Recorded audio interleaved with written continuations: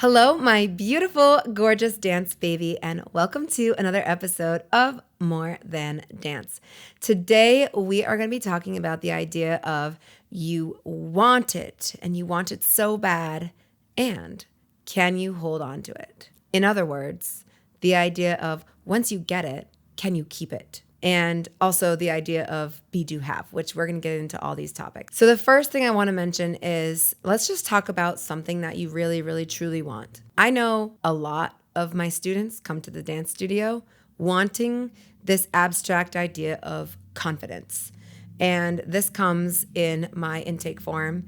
And it's like, what's your goal? Confidence. So I've gotten into the habit of asking my students, what does confidence look like for you? And it comes out a bunch of different ways. Like, I want to be able to take my shirt off in front of my partner. I want to be able to go to the beach in a bathing suit. I want to be able to say what I'm really thinking.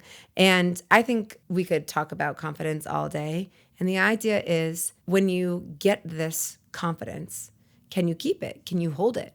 Are you practicing it? And it's kind of like I want to share this example of like, have you ever known anyone to get a viral video? So I have. I had this really like fun experience back in 2019 where this celebrity type person shared my video and it went so viral and it was like really exciting.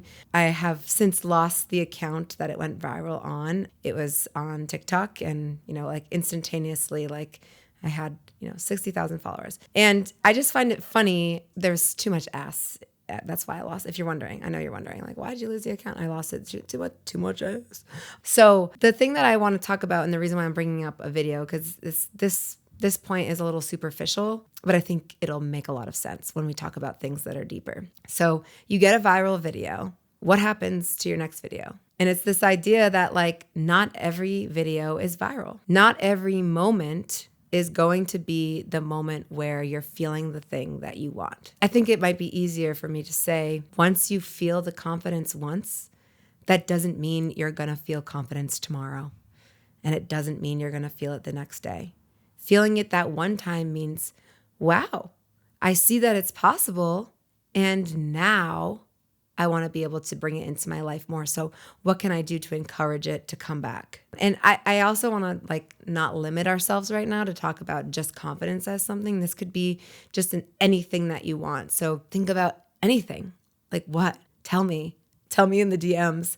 Like what do you really, really, really, truly want to bring into your life? What is it? Like me, what I really want to bring into my life is ease.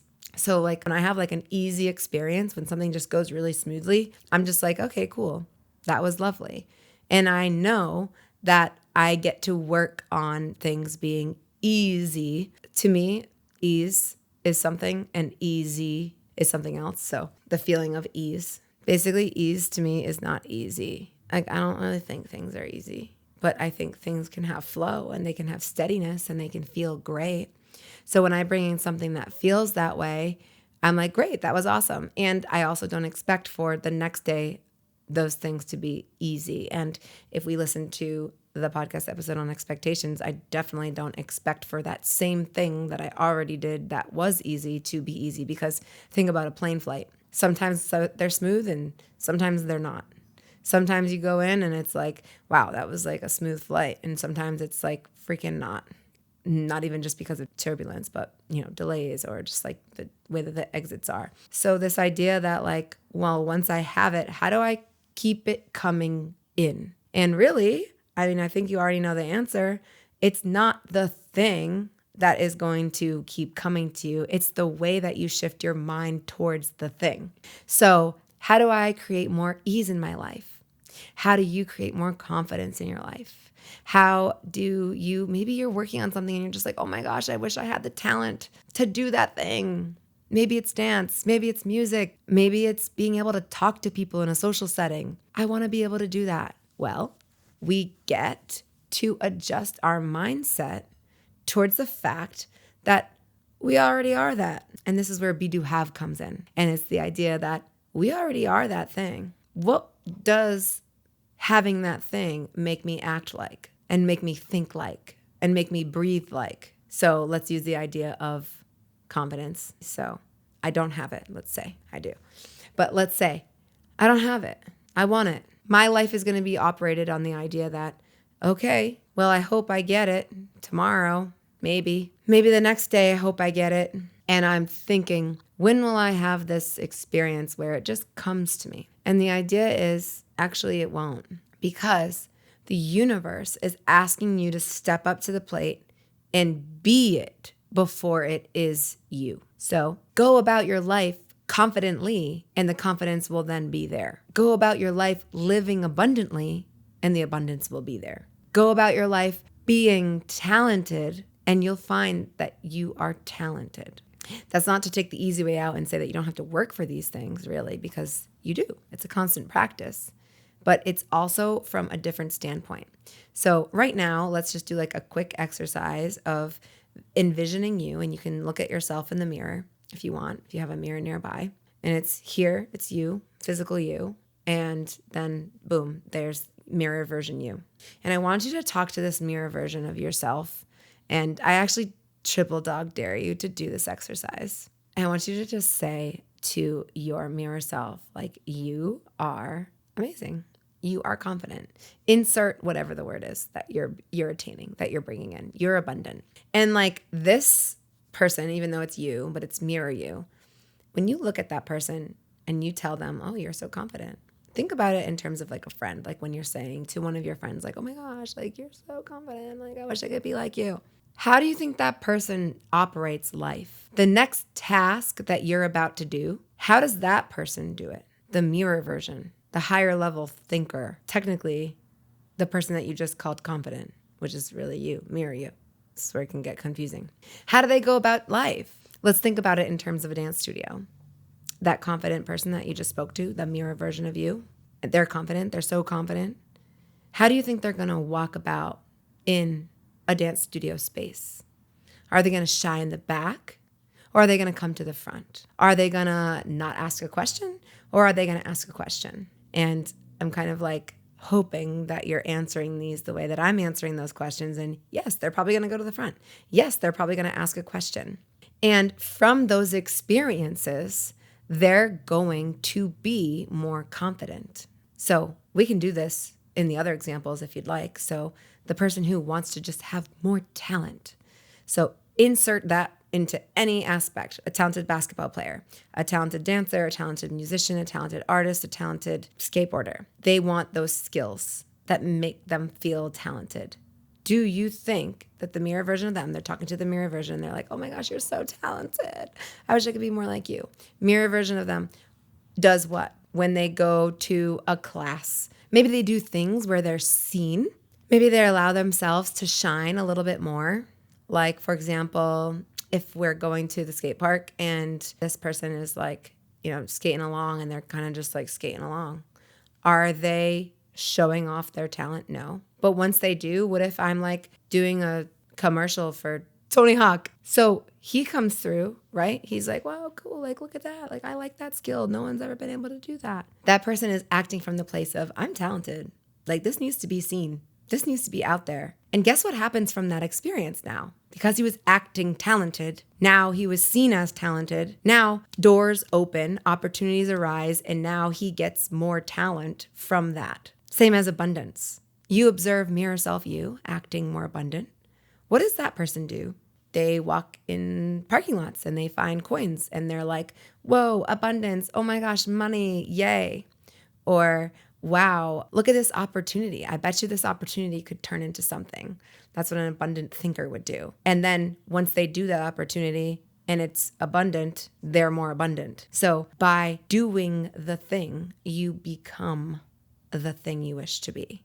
Be, do, have. Be the person, do the things, have what you really want. We all see people that we admire and people that we want to be like, right? Comparison. That's where we create our goals. That's where we see what we really want to bring into our life. How do those people act? How do they walk?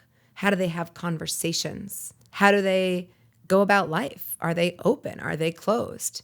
You could go down a list of character traits and literally just take it character by character trait and just see like, okay, this is the kind of avatar that I want to become. And that will most likely get me to have what it is that I really want. And when we think about this idea of having it, it's not about having it once. Lame. Having it once is like, okay, that was cool, but it's not that cool because now it leaves me still wanting more. So how do we attain it? How do we hold it? How do we practice bringing it into our life every day? We have to access that person in the mirror and say, what are you going to do today? What is my higher self going to do today? What is the person that's more abundant than I am now going to do today? What is the person that is more confident than I am now going to do today? Maybe they're going to have the conversation that's really hard to have. Maybe they're going to go out to a networking meeting and they're going to be able to talk to someone who can hook them with a connect that hooks them with a connect that gets them a huge commission. And when we see that these results work, we end up doing that thing more often. And that's how we hold on to it. And that's how we bring ourselves into our life. Now, going back to the whole Instagram viral thing, like, it's pretty cool when that happens one time. And it's even cooler if it happens more often, as long as it aligns with your goals. So why do I want to be confident? That's always like so funny to me. Like when people just say, I want more confidence. And then I ask them the question, well, why? Why do you want more confidence? And it's like, oh, because I want to like look cute. No, it's deeper than that. It's because you want to stop hating yourself. It's because you want to be able to step into a conversation and not wonder if someone is secretly thinking differently about you. It's because you want to be able to go to a store and not rip yourself apart when you're trying on a dress that you have a function to go to. It's because you were literally mentally abused by your prior ex-boyfriend and you are wanting so badly to recover from that and have a healthy mindset. This is like the deep iceberg underneath part that's like, yeah, probably heavier, probably deeper. And so should it be, right? We're bringing in these amazing things to our life. Also has a catch to it. What are you going to do for that thing? We talked about having what it takes, right? What are you going to do to bring that thing in? Are you okay with doing all of the things that you got to do to bring that in? Confronting your mirror self, confronting your shadow self and saying, whoa, like you didn't do that well today. Can you be honest? It's hard to do that. It's hard to be the one that's checking out your future abundant self, your future confident self, your future talented self, your future I don't give a fuck self with your shadow self who's still living in the have, do, be mentality. That mentality means I have to have it before I can be it. That's like the person that comes to my studio and says this. This is the funniest thing ever to me. Oh, I want to dance so bad. I want to learn so bad. And first I want to learn how to dance before I come. The fuck? Like, what? You want to learn how to dance before you learn how to dance? No, you start dancing to be a dancer. We don't be a dancer before we start dancing. Be, do, have, not have, do, be. So I want to share a story with you about my journey with food and cooking and eating healthily. And it was kind of challenging for me. So I grew up Italian and my amazing mom would make food every night. I'd come home from dance or I'd come home from gymnastics and we'd eat this, amazing dinner. Like she could literally be blindfolded and her hands could be tied behind her back. And I think like she'd still be able to make food. When it came time for me to go to college and to not have a kitchen to even try cooking. So then to eat this horrible, nasty, non-home cooked meals, it was hard. It was unpleasant. It was gross. And I think I created this idea that it was harder than it was. And the harder than it was came because I observed her doing it so easy and didn't understand what skill was. Cooking's a skill, obviously, we know that. But as a kid, when you're watching how natural it is have you ever done that before? Have you ever watched someone so natural at something and you're like, oh, it's easy? Cool. And then you jump in to do it and you're like, oh my gosh, that's hard. That's how it felt. I just remember buying one of those grills that you put on the counter and you push it down and you squeeze out the fat juice. How gross to watch that. Also, it was a little gross to even just hold chicken. I eat chicken every day now, but it was a process. It was a learning of a skill that I did not know. And I didn't even know I didn't have the skill. Like I was like, oh wait, I wasn't born with this. I didn't come with this. This wasn't included in the package.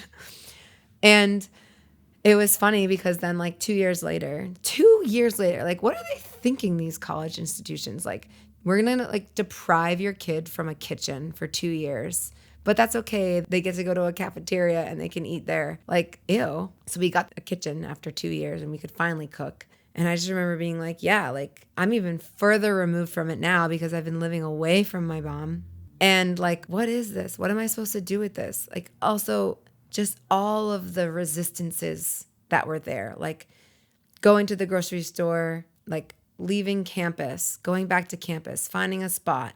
Like there's limited parking, being able to take all the groceries from your parking spot up to the elevator, up. Like there were just so many things that made it so you only have an hour in between class. Like see if you can go, to the grocery store. Like it was just like, ugh. So when it came time to making chicken, which I don't know if I've told you this, but I have gone through like a whole thing with what am I allergic to? I got to do like food journals and like an endoscopy and like, what am I allergic to? And this doesn't feel good. And this makes me have a stomach ache. And if you've been through that process, you know how troubling that is and how like frustrating it is and how like you get delayed answers. And food journals like were my best friend. And like come to find out, I'm like allergic to arugula. Who knew? So when it came time to like making chicken, which is like my favorite thing to eat for protein, which is like literally my fuel, which fuels myself. And if you know me, you know how much I love chicken. I was like, wow, I don't know how to cook chicken. I don't know how to do it. And I just remember like asking people who made chicken, like, how do you do it? How do you do it? Oh, we just put it on the grill. We just go outside. We just like put it on the grill. And I remember being like, okay, well, I'm in a dorm. We don't have a grill. And then when I had my first apartment, I was like, okay, well, I'm in an apartment. We don't have a grill. How do I challenge myself to make this food that I know I want? And like the sheer repetitiveness of trying and trying and trying again, I finally was able to create this recipe, I guess you would say, that is exactly how my oven cooks chicken that's not too dry, right? Because no one wants dry chicken, especially if you're meal prepping. You don't want to have that throughout the week. So it's got to be like juicy chicken and it has to be flavorful and it has to mix well with other things. So I just remember being like, all right, I got to be able to eat this. So this recipe ended up working and it's lovely. And just because I can make this chicken dish, it does not mean that I'm an excellent cook. It didn't mean that I would then be able to transfer those skills and also be this amazing dessert pastry chef. I wasn't practicing that skill. I wasn't working on that. I was working on just making chicken. Who wants to try it? It's really good. And just the fact that I wanted this doesn't mean like just because I want it, I can have it. Just the same fact as just because you want to have confidence doesn't mean you can just have it like poof, like, oh, I want it. I'm going to bring it in. Like, no, you have to be it. You have to do it. So what does a person who cooks really good chicken do? They got to cook a lot of chicken, right? What does a person that wants to be really confident do? They got to do a lot of things that make confidence happen, which with my chicken story meant a lot of mess ups, a lot of not good chicken, a lot of that was dry, a lot of gross, a lot of throw that away. And then I was like, okay, well, I know what not to do. I know what to do. I know what to try. And boom, there it is. So same with confidence. Like, I'm not confident yet. Like, it still feels weird for me to take my shirt off. It still feels weird for me to blank, blank, blank. And then one day, it's just like, okay, that wasn't actually as bad. Oh, talking to that group of people. Wow, I didn't have sweaty palms. Or wow, like I was able to say no to that person. That's pretty cool. Or the idea of wanting to become a better dancer. What does that mean? That means you better get on the dance floor and start dancing to become a better dancer. You got to get used to how do you fall out of a turn? How do you understand flexibility and using it to your advantage if you don't have it? If you aren't flexible, that's a whole other thing. What a cool skill that is. The illusion of flexibility when you're not flexible. And then the idea of, okay, performing. and making it look like I have this confidence that I don't. And that's what's really cool about a dancer is we get really used to the idea of like, hey, this is me. And it's like so not. Have you ever met an actor or a dancer or some kind of performer and you're like so surprised at how their actual personality is because they're actually so shy? It happens to me all the time where I'll like meet like professional dancers and they're so shy and you're like, oh my gosh, you're shy. How? They've gotten so used to the idea of being on stage that it's literally part of them. Their personality is, I just made like a face for my YouTubers, but hold on, what does that face mean? They're so outgoing and enthusiastic and extroverted on stage that they know how to do that. And then when they hop off stage, they don't need to be that. So they go back to their personality. So dancers have this really cool advantage of being able to chameleon into different positions. They almost get to like be their onstage persona and then an alter ego and then off stage be whoever they want to be. But I'm sure when they're practicing for that persona, they're practicing with the idea of I've got to be that person. That's my character. That's my role. Think about it. Let's say you're in a movie, you get casted, you're this person. Think about the Joker. Oh my gosh, Heath Ledger, right? Everyone knows that story. He literally became the Joker through his script, through practicing it. This is a very unfortunate story. It consumed him, right? Any other actor role, think about it. If they're good at it, they're going to be getting into that role so hard that they become it. As opposed to, I'm the villain in this movie? Like, I got to be mean first. Like, no, just be the role. Be the role that you are. So this is a energetic and emotional conditioning that we do to be able to hold on to the things that we're calling in, being, doing, having. It's a mindset shift. It's a reframe. It's being in an energy that we're not quite in. It's holding on to an identity that isn't quite us yet. This idea of getting comfortable, being uncomfortable is going to help you here. Think about it in terms of like the gym and doing a set. If you're really working your muscle hard, it's going to feel uncomfortable. It's going to feel like, oh, one more. Really? Are you kidding?